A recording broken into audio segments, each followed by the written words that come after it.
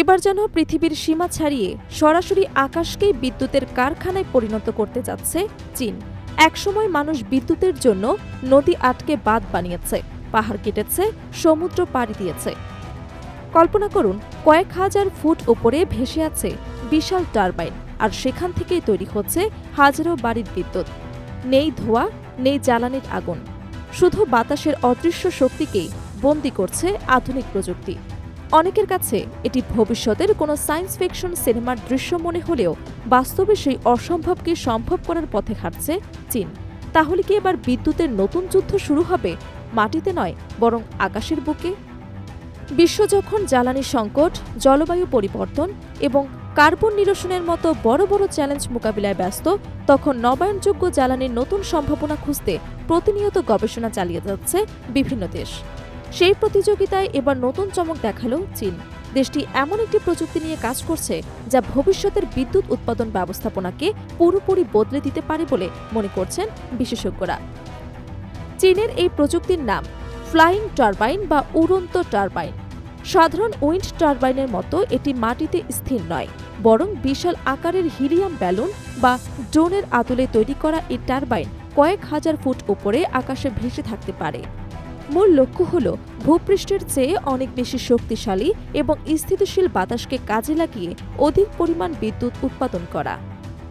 বিশেষজ্ঞদের মতে, মাটির কাছাকাছি বাতাসের গতি অনেক সময় অনিয়মিত হয়। ভবন, পাহাড় বা প্রাকৃতিক বাধার কারণে বাতাসের প্রবাহ বাধাগ্রস্ত হয়। ফলে প্রচলিত উইন্ড টারবাইন সবসময় কাঙ্ক্ষিত পরিমাণ শক্তি উৎপাদন করতে পারে না।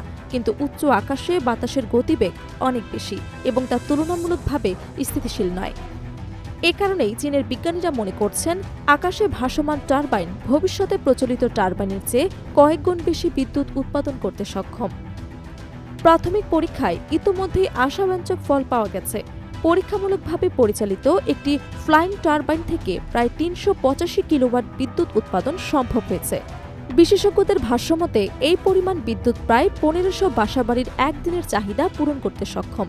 আর এই প্রযুক্তিটি আরও উন্নত করা গেলে ভবিষ্যতে এর উৎপাদন ক্ষমতা বহুগুণ বাড়ানো সম্ভব হবে। এই উড়ন্ত টারবাইনগুলো একটি শক্তিশালী কেবলের মাধ্যমে মাটির বিদ্যুৎ গ্রিডের সাথে সংযুক্ত থাকে।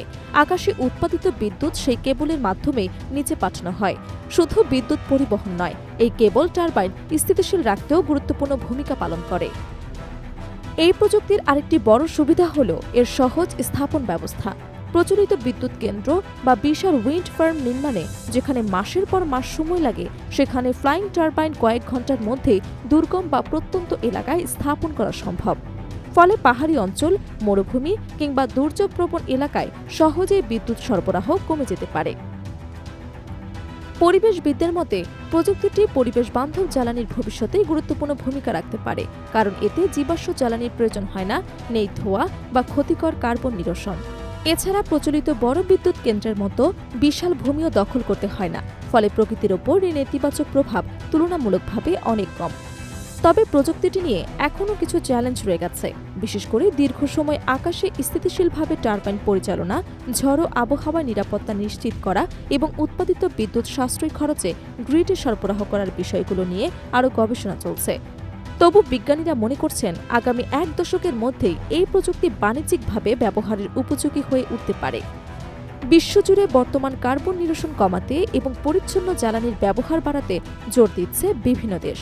সেই বাস্তবতায় চীনের এই ফ্লাইং টারবাইন প্রযুক্তি শুধু একটি নতুন উদ্ভাবন নয়, বরং ভবিষ্যতের জ্বালানি বিপ্লবের ইঙ্গিত হিসেবে দেখছেন বিশ্লেষকরা। কারণ একসময় মানুষ বিদ্যুৎ খুঁজেছিল মাটির নিচে, নদীর স্রোতে কিংবা কয়লার খনিতে, আর এখন সেই বিদ্যুতের ভবিষ্যৎ হয়তো লুকিয়ে আছে আকাশের বুকে ভেসে বেড়ানো বাতাসের মাঝেই।